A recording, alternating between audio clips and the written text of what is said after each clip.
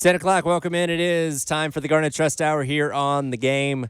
It's Outer Head, Chris Clark, along with you on this Tuesday morning, welcoming in today's special guest, new wide receiver for the Gamecocks, Jared Brown, coming over from Coastal Carolina. Jared, first of all, appreciate a little bit of your time this morning. I know this is kind of y'all's off month. How are you spending it now that you don't have to worry about practice every single day? Yeah, well, first I want to say thank you for having me on the show. But what I've been doing right now, just been trying to be the best player that I can be, trying to perfect my craft, things that I know that I need to work on during spring practice. I take those things serious, and I'm going to take those serious going into the offseason and be the best player that I can be so I can help this team. So you've had a few. There we go. Yeah, you've had a few months here now in Columbia and got to go through spring practice, as you said. So let's look back at spring ball. Just how was your experience? What spring ball and just overall experience here in Columbia? How has it been so far? What have been your thoughts on Columbia and adjusting to the Gamecocks program? Yeah, I mean, obviously it is going to be a transition for me. I was in the Sun Belt at first, and I'm coming to the SEC, the best of the best. So the transition has been good. I love the competition out there. It is a lot of competition, and I love to compete. So I really like what I've seen out of the out of spring ball so far. So I just hope to keep it up, and we bring that juice and drive that we have to the season. So you mentioned coming from Coastal in the Sun Belt to South Carolina, and yet you still have to play in the SEC upcoming this fall. But what's that transition like going from a Group of 5 program to an SEC program, just in what you've noticed so far before taking the field this fall? Yeah, I would say at the end of the day, football is football, no matter what level you're at. But as everyone knows, SEC is very competitive. So I would say just I can't really, I'm not going to talk bad on anybody. I won't downplay anybody, but I mean, I can say that it is a better competition up in the SEC, and that's just what I love to do. Mm-hmm. So I'm going to just keep that up.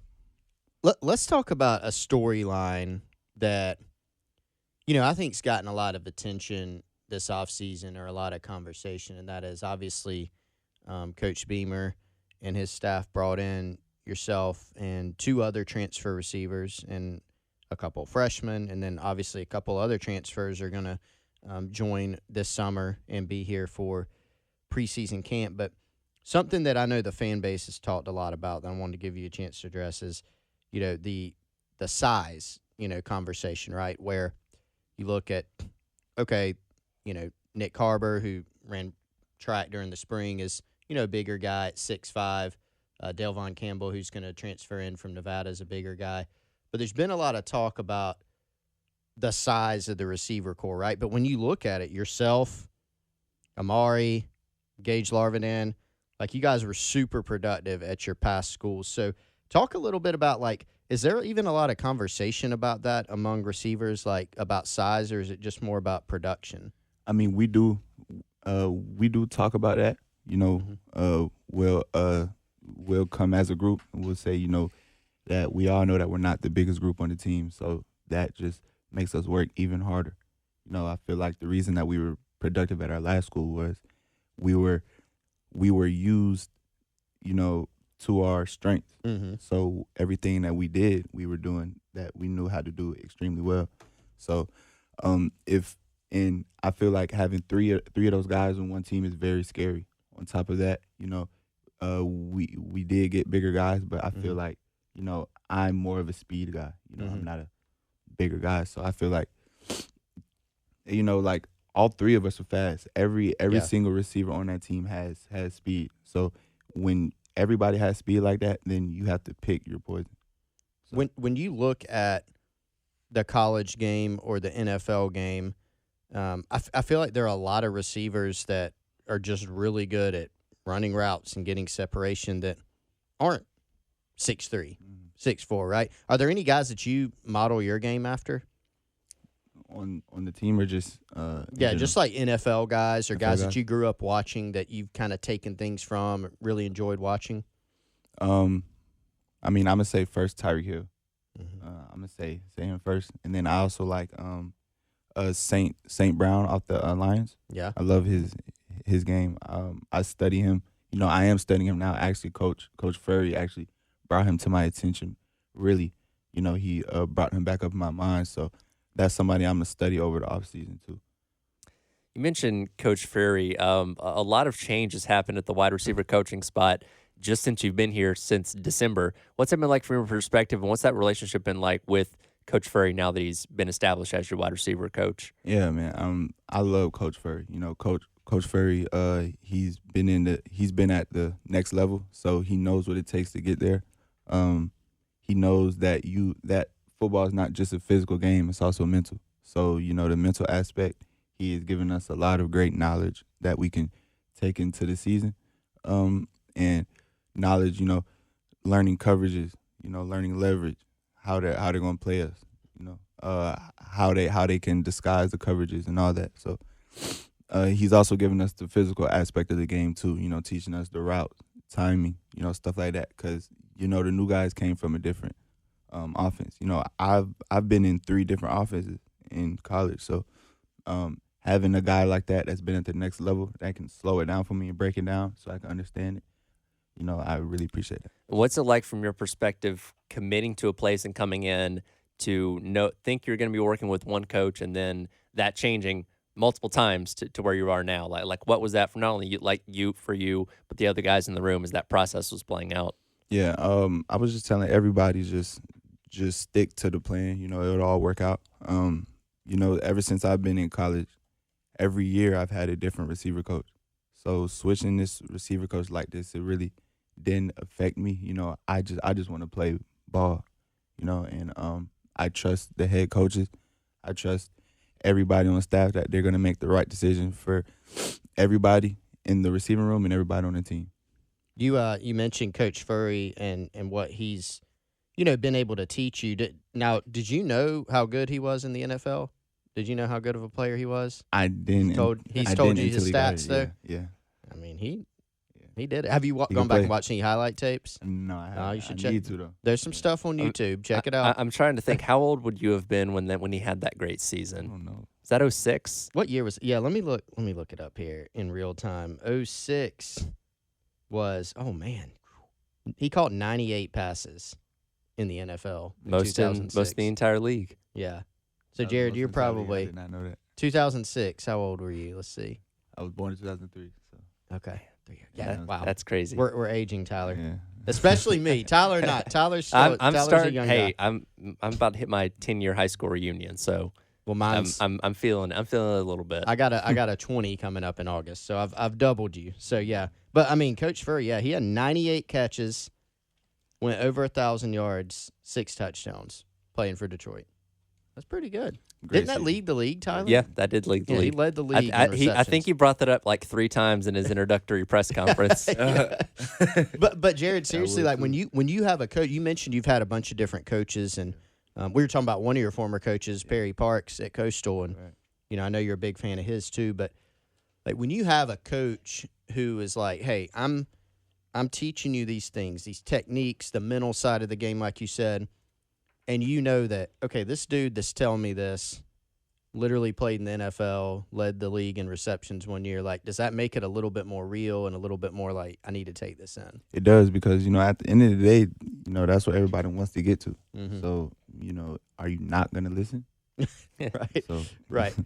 And you know, that's the way I look at it. having already played 3 years of college football, how much development, how much more improvement can you make in a 3rd or a 4th year now that you're here at South Carolina? Or, you know, is it just more kind of refining and fine-tuning what you already have? Yeah, I would say is tuning to what I already have to. And then on top of that, you know, just not making the same mistakes that I've made previous.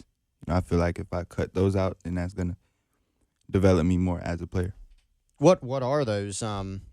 You know, not even I wouldn't even say mistakes, but like what are the specific areas where you're like, hey, here's something that I felt was maybe missing from my game in the past, or something that I could improve on from the past and something you want to get better at coming into this season. Yes. Something in particular that I want to get better at is really route running. Mm-hmm. You know, I want to. You know, I came here to be a complete receiver, Mm-hmm. and have production on this team consistently. You know, so I feel like the way that I can make the better step in that direction is to clean up my route running. That's really one thing that I need to work on. I wasn't. Like at Coastal, you know, we were in a triple option offense, so I really wasn't running routes like that. And then when they left, and then we came back, and then when the new staff came in, with Coach Beck, you know, I was a slot receiver then, so I really wasn't having to run those real routes, the whole route tree. So one thing that I'm gonna really harp on this summer is the route tree and the mental aspect of the game.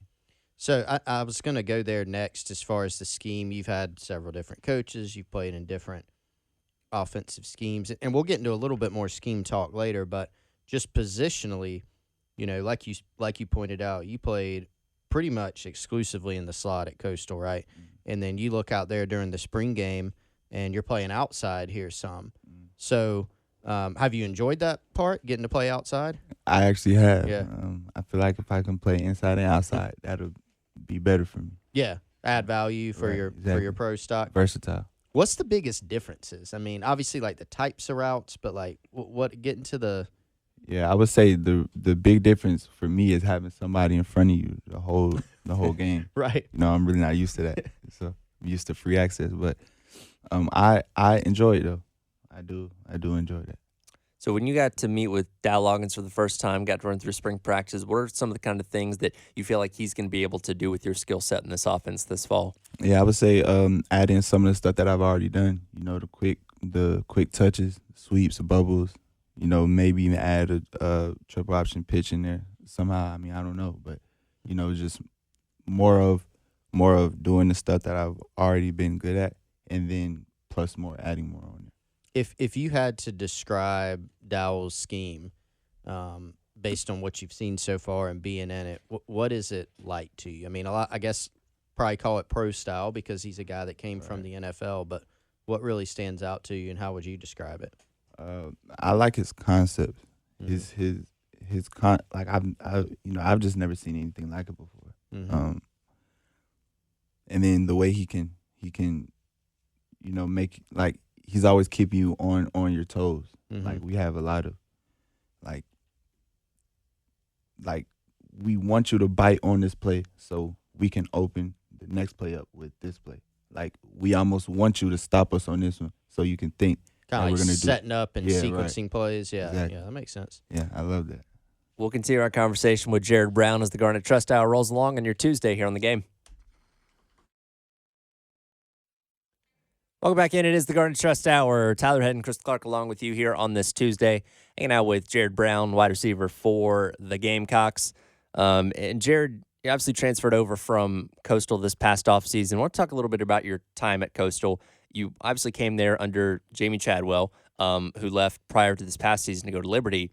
He's a guy whose name gets brought up a lot with some of these big coaching vacancies. A lot of this past offseason staying at Liberty for another year, but he's somebody that people see as taking one of these big jobs at a Power 5 school in these next couple of years. What was your time like with him as your head coach, and what, you know, do you think his potential as a coach at the Power 5 level is? Coach Chadwell, man. I love Coach Chadwell. He gave me a chance coming out of high school, him and his staff, and I'm blessed and I appreciate that. He knows the game. You know, and what makes him so hard to stop is the offense that he runs and how well he runs it. You know, if he has the pieces for that offense, then he's gonna produce and put up great numbers. So it wouldn't be a surprise to you if he. I don't know. It wouldn't be a surprise to me if he just chilled at Liberty for a long time. But I feel like he could also get. It'd be really interesting if he got like a SEC job and ran that offense. And then, I want to see how that offense is gonna work in the SEC. You know, I want to see how SEC defenses are gonna look at that and how are they gonna stop it. Because, you know, I mean, when I remember the same thing happening, this was, I mean, Jared, you're probably like 5 when this happened, but you remember Urban Meyer at Florida, right? Before he was at Ohio State, you know, but before then, I remember that same conversation. You remember that, Tyler? Like, Yeah. all that offense from Utah, that's not going to work. Nope. It was fine. Now, they also had, like, Percy Harvin, Tim Tebow. Like, Good talent guys. Yeah, they're pretty good. It wasn't the triple option necessarily. No, so but it was that's a little more different. Extreme. It was different. It was different. And I don't know, college football's so wide open now with different concepts. I feel like, like when Paul Johnson went to Georgia Tech, we're like, oh, that'll never work at Power 5 level, and took him to a couple Orange Bowls and one ACC championship. So, I think people are a little bit more open-minded with those kind of things now. For sure. Definitely. Do you, Jared, what's your it's got me thinking, because, I mean, we all, when we knew that South Carolina was recruiting you, we all went on YouTube and checked out your highlights and all those types of things. But, you carried the ball a good bit at Coastal in Chadwell's offense. What's your favorite type of play to run? Like, do you like taking a jet sweep, being able to carry the ball? Do you like catching a deep ball? Do you like taking a slant? Like, what's your favorite? What's your bread and butter? So if I'm not running a post or a corner, then I would like to get that pitch off of the edge. Yeah, okay. I've kind of learned to like that. Okay. I like the way, because I can show off my athletic ability that way. Yeah. When the ball in my hands, I feel like I am a playmaker. So when the ball gets in my hands, I will make a play. You were talking earlier about Coach Chadwell giving you an opportunity out of high school, and you played at you played good competition in Georgia and all that, but and you put up big numbers in high school. We were just talking about some of your games earlier. What was the recruiting process like? What do you remember about it? We'll talk about the transfer recruiting process, but what about the high school process? So coming out of high school, I was really under recruited. I really didn't have that many offers, but Coastal was the only school that was really staying on me. Like where are you gonna go to school? We want you here. So just knowing that, that really led me towards them because of how committed they were to me.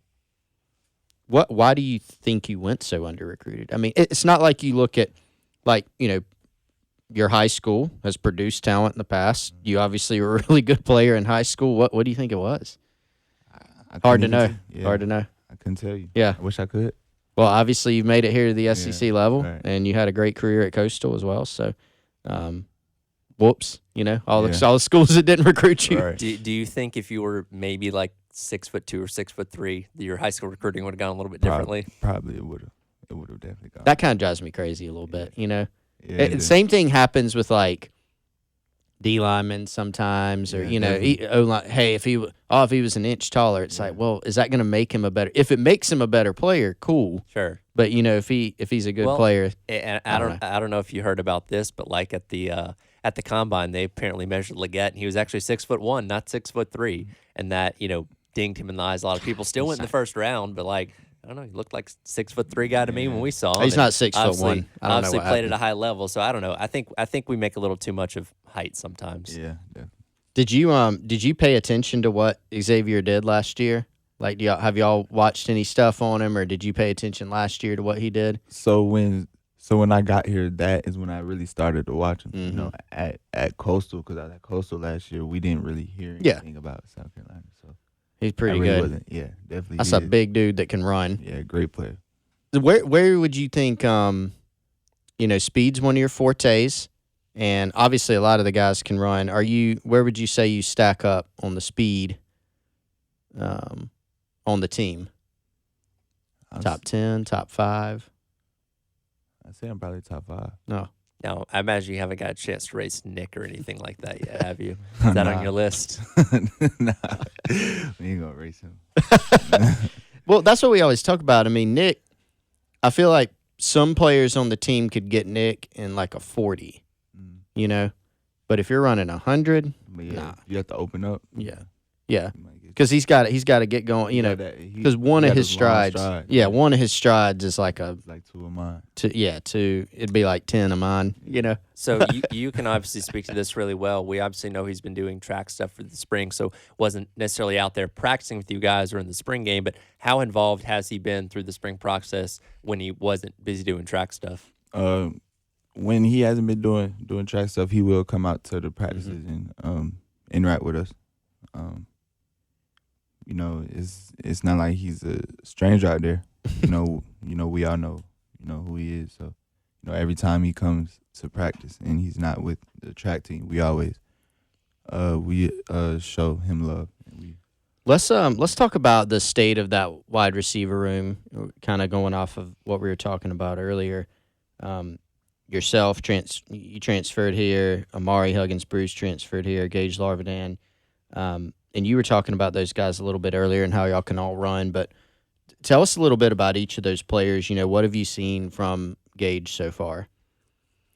I watched Gage's tape, and Gage, he used to play inside and outside. Yeah. So that transition to him, I think he knows the ins and outs of those. Gage, he's a great player. Can run routes, can catch the ball. His catch rate is something I haven't seen before. He makes a lot of catches, contested catches, and stuff like that. He'll definitely be a key part to this team. Amari too. Amari might even be faster than me. I'm not gonna lie. Amari can roll. Great player too. Both of those guys actually have great catch radiuses too. I will say that.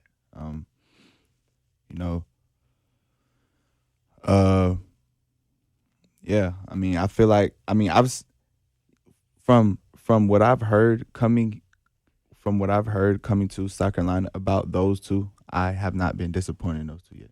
Yeah. At all. Well, continue.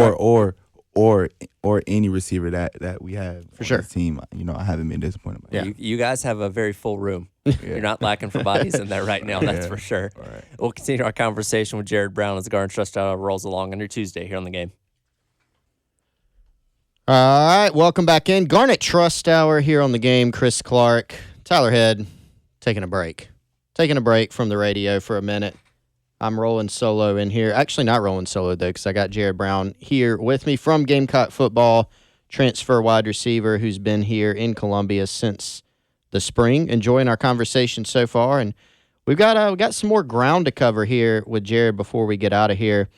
Jared, we were talking last segment about your high school recruiting process, and obviously because of what you did at Coastal and the fact that you're now here at South Carolina and you were a coveted transfer out of the portal, went under-recruited, but you didn't go under-recruited out of the portal. Once you hopped in, you had a bunch of schools pursuing you, South Carolina, Auburn, Louisville, from what I remember.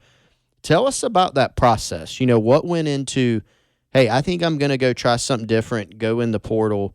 Why did you make that decision, and what were the first few days like? I made that decision because, not like I said before, I'm not going to downplay anybody. Sure. But, I want to play. I want to go to the best of the best. Mm-hmm. So I felt like it was the time for me now. Jumping in the portal the first couple of days, I never really been recruited. So actually, even if I would have been highly recruited and all that, I wouldn't have been able to go on the visits and all that because that was when COVID was happening. Yeah. So, getting in the portal this time, I was actually excited to see, what other schools and what other people thought about about what I did on the field. So, I wanted to go on all the official visits. I wanted to do all that. So, it was a great experience for me to get in the portal and actually get recruited like that.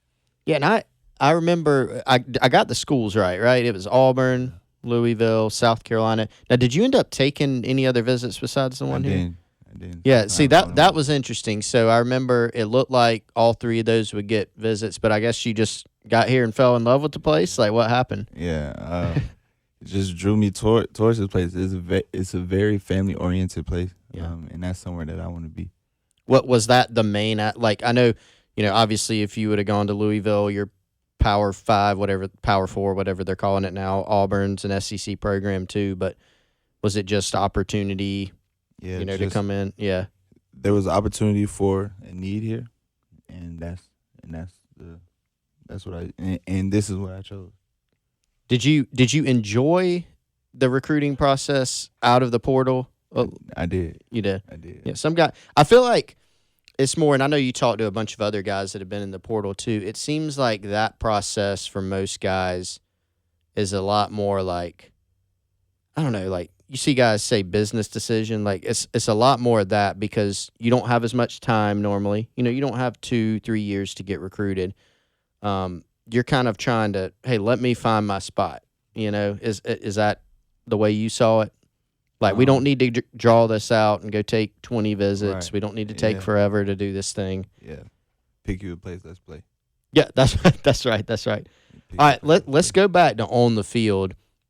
So last night at one of the Gamecock Club events, Coach Beamer said, hey, right now, you know, the competition's going to continue, but right now, Lenoris is our starting quarterback, you know, coming out of spring ball. And he said, hey, I told Lenoris and Robbie the competition's going to continue, but this is where it's at now. So let's talk about the quarterbacks that throw to you, you know, every day in practice.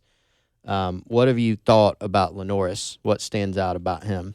What stands out about me is that, you know, Lenoris is a younger guy, but, you know, his plays, you know, like he's had about 3 years of experience. You know, he knows the playbook. He knows where everyone's supposed to be. A great guy on and off the field, so I'm not mad at it at all. And Robbie's a great player too, and that's somebody that you have to look out for when he is running the ball too, because he's definitely a playmaker with the ball in his hands. But both of those guys are great players. You know, they know where everyone's supposed to be. You know, they're in the playbook. You know, outstepping the facility for something not even football related, and you know, I'll see them coming out the film room. You know, watching film. You know, trying to perfect their craft. And you know, every time I'm out there in practice, I tell them what I see, and they tell me what they see, and we'll just go off of that. Another guy I wanted to ask you about on the offensive side of the ball, you spent some time with, you know, Luke Doty. I've always been impressed by the fact that, you know, he's in the quarterback room, but he's also playing receiver, like he's bouncing back and forth and doesn't really seem to miss a beat. And, you know, played some receiver in high school and everything, but he played some last year at receiver. He's played special teams. He's bouncing back and forth. What does that say about Luke, you think, and what have you thought of him, getting to know him? Luke's just very versatile. You know, like that is somebody who knows the whole playbook like the back of his hand. And for him be able to get moved in those positions like that. Mm-hmm. On top of that, Luke, you know, when I came in, you know, when I first came in, you know, we're out there in the indoor throwing routes and all that. You know, we're just trying to get back into it, and he's, you know, out there helping me with plays, trying to go ahead and get me acclimated into it now before we get into spring. Mm-hmm. So I really do appreciate him, and I feel like that helped me coming in too, because I already had an idea of what we were doing. When you talking about the off season before you even got into spring ball, you know, you went through winter workouts, right, with Coach Day and his staff. What was that like? A lot of the guys that we talked to that get into that program for the first time talk about just how different it is, how unique it is. Yeah, definitely it is. You know, I haven't done anything like that before. And you know, I could tell that it's working. You know, I can see that, you know, I'm getting bigger, I'm getting stronger, I'm getting faster. You know. So. What stands out the most? Is it just something like, wow, this is weird? Like some of the things we're doing are weird, or like what's so different about it? Just the load, I guess. Mm-hmm. You know, Coastal, it wasn't that much. You know, we weren't really. You know, we were still working now. For sure. Coach Q, yeah, you know, he'll still work us. But like I would say that facilities and equipment have something to do with it too. Yeah. So, you know, they have more equipment, you know, here. So, yeah, you know, we can do more stuff. The amount of resources. But for what we had at Coastal, you know, we were still working for sure. Yeah, for sure. So let's go to back to spring ball. I know the last, you know, even before the spring game, the last couple of scrimmages, they were closed to the public and the media. But, you know, we heard some buzz about your performances in those. And I know one of your catches was even highlighted on social media from Gamecock football. But, you know, did you kind of see the progression in yourself, you know, from spring practice number 1 to spring practice number, what would that have been, 9, 10, something like that, the last scrimmage? Yeah, I did. You know, coming in, knowing that I was going to play a different position, I knew it was going to be a little difficult trying to adjust to something for the first year, especially at this level. So, I wasn't doubting myself, but, I just knew that, it'll take time. So, don't get down on yourself if stuff's not going your way, off a rip. So, what did tell us about that play that got highlighted on social media? What happened there? So yeah, I actually ran the wrong route, but, Okay. but I had to make up for it by making a play. So It seemed to turn out fine. Yeah, I ran a post, and there was a DB behind me, and I was running 2-1, I guess. Mm-hmm. And, that's why I say, when the trust comes in, because Lenore's threw that ball. So, he was trusting me to make a play and come down with it. And if I want to be an elite receiver like I harp on, then those are the plays that elite receivers make. So why not go ahead and start making them now? Show him that he can trust me. One of the things you talked about earlier too was just playing outside at receiver. This is the first time in your career where you've had somebody 100% of the time lined up across from you. There's rarely playing outside in the SEC. You don't get free releases. You don't get free access. And so I know you've been able to go against, some pretty talented DBs in practice too. Mm-hmm. Talk a little bit about, OD and Judge, Vakari Swain, Emery, like going up against those guys. Yeah, I was just about to bring up OD's name. Yeah. I go against OD every day because OD's on my side. And OD really opened my eyes. I was like, okay, this is what I got in store. OD is a great player for sure. And then Judge too. And I feel like Judge is really gonna make me take that next step, because when you look at corners nowadays, most of them are long.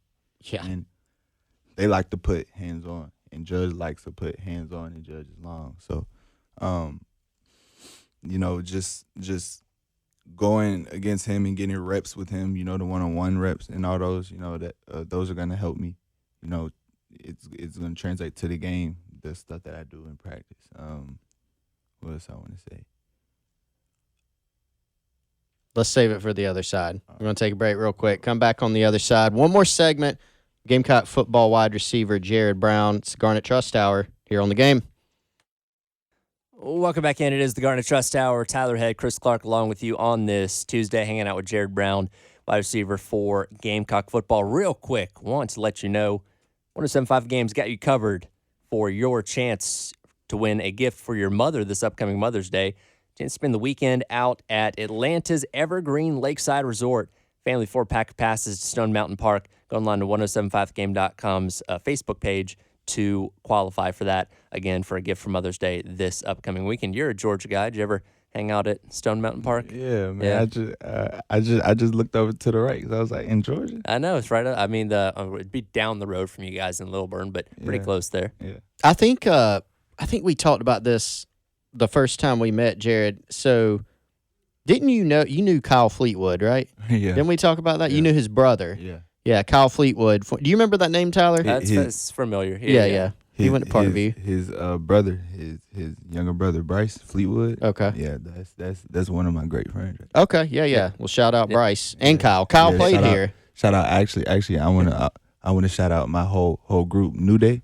Okay. New Day. That's Fleet, Bryce, Brian, Jordan, Cody Brown, David Patterson, Bob, El Sayed. Okay. All of them. Shout out. Guys. Shout out them. Okay. Now, given that you went to Parkview, I do have asked this question now that you're at South Carolina. Did y'all still dress in basically Clemson's uniforms for football, or has that changed over the years? Because I know when Frank Gore was there back in the day, it was a spitting image of what Clemson football was. Yeah. I mean, when I went to Parkview, they would always say, "Is that Clemson?" They would think that I went to Clemson, but They did have the tiger paw. but like Clemson is orange and purple. And we were orange and blue. Yeah. Well, So, I guess that's how they got around that. It's a little bit. I did wonder because it was the exact same like tiger paw. Well, Gamecock it fans was. aren't going to penalize Jared for that, though. No, not at all. Not at all. He's here now. So, Jared, what do you like to do away from ball? I'm a gamer, really. Okay. What are you playing? Nobody really knows. I play really. So I used to be heavy on Call of Duty, but then I really got off that. Started getting on 2K again. Okay. I stopped playing 2K in 2016. You started, you said, in Yeah. 2000? Okay. I started and stopped 16, and then picked it back up in 24. Excited for the college game coming out this fall? Yes. You're going to Or be this on summer, it, right? I guess. You in the game? Yeah. Okay. Being able to play with yourself is What's the at what level, you know how, all the guys talk about this, like, what's my rating going to be? yeah. Like, what would be an acceptable rating to you? What are you going to be mad if you're rated below I'll be mad if I'm rated below 80. 80? Okay. That's what I was thinking. Yeah, that makes sense. I Like, that I feel, don't think I would be below 80. Yeah. I don't think so. Now, What- did you play the original games back in the day, like 14 and 13 and all that kind I of stuff? played them a little bit. Yeah. Okay. Played them a little bit. those are good. All right, now 2K, I can't. We need to start writing these down. Yeah. Like which guys say that they're the best at 2K. There's somebody on Yeah, the I team feel we like- talked to recently. Was it? You're it probably Goodwin? like, I know who I this- think it was Monkel. Monkel might have Monkel said said he was really good at Yeah. it. Now, listen to this. So 2K like a regular game, like 5-on-5 real game. Okay. Like play now. I'm not really good at that. But there's a game mode to where you make your own player. Okay. And then you upgrade him yourself. And then you go and play other people online. It's called My Park. It's called the Park. So like just people get on and they go online, and then you can go into all these courts, and you can get on a spot with 2 other people, for threes, or you can get on with random people. I feel like nobody on this team will beat my player. So it's like Me 3 and on Blake. 3? Yeah. Okay. 3 on 3. in Now, the how park. many guys on the team have you played against in 2K? I haven't played against anybody, but Oh. I have played with Gage though. I feel like that's Okay. kind of Really laying good. down a challenge a little bit. It is. We It do is. need to have a tournament. We do. We do need to have a tournament, but I'm talking about my player tournament. I don't want no play now. Hey, tournament, you 'cause I can want- you can set the ground rules. Yeah, That's it's, cool. It's your turn. I'ma I set do the ground rule. I do It's my respect tournament. though saying, hey, 5-on-5, 5-on-5, not I my ain't good thing. at. Yeah. But if you bring your player and I bring my player, Okay. I'm gonna come out on top. All right, we're gonna have to have the Gamecock 2K Invitational hosted by Gotcha. Jared Brown, Yes. or the rules at least set by Jared Brown. Yes. That does sound good. yes. All right, what about we always talk about food. Yeah. All right, what's you don't have to give any names of places, but just favorite meals when you get a chance to just make Favorite something, meals? go have something. Yeah. I always steer toward ribs. I want to find some good okay. ribs or some good wings. I'm with you on that. Hard to beat. Have you ever been to American Deli? No. I've wanted to though. Pretty, That's some. It's that's- good. yeah, there you go. It's an Atlanta staple. There you go. Yeah. There you Oh, go. okay. There you go. It's good. It's good. I you go. promise. Yeah, the Georgia guys are like, y'all There have you to go. educate me. I'm telling you. So it's a rite of passage. They do have one. Some of the receivers went to American Deli. That's right. We do have one not- here. But it's yeah. from Georgia originally? It's a Georgia thing. Yeah, Okay. definitely. What's your buffalo teriyaki? Got to get honey hot garlic. Now, do you go bone in or boneless? I go bone in. Bone in. Old school. I'm a Boneless- I don't even know if American Deli has boneless. Well, I think they boneless do. is not chicken wings. That's chicken You're nuggets. in the Facts, chicken facts. nugget. Yeah, Yes, see? you're Yeah, right. I mean, You're right. don't remember our guy Colin I remember. Colin Taylor, Yeah. he would, and he would eat like dino nuggets for dinner, but he's like, I like boneless wings. I'm like, that's like an oxymoron. Yeah. Boneless wings are not a thing. We got about a minute left here. What are you most excited for this upcoming season? Just to compete, man. I've growing up, I've always wanted to play the best of the best, and me here is just, I love it. So, I'm just excited to compete with the guys on my team, and then just in this conference and bring a championship back to Columbus. Well, we're excited to see it. We've been loving your highlight tape. Can't wait to see what you're going to do on the field this fall. And Yes, sir. enjoy this month off as much as you can. And can't wait to see what the fall looks like for you guys. Yes, sir. Let's get to work. Again, that's Jared Brown, transfer wide receiver for the Gamecocks. This has been the Garnet Trust Hour. Coming up next, Gamecock Central Takeover Hour presented by Firehouse Subs here on the Game.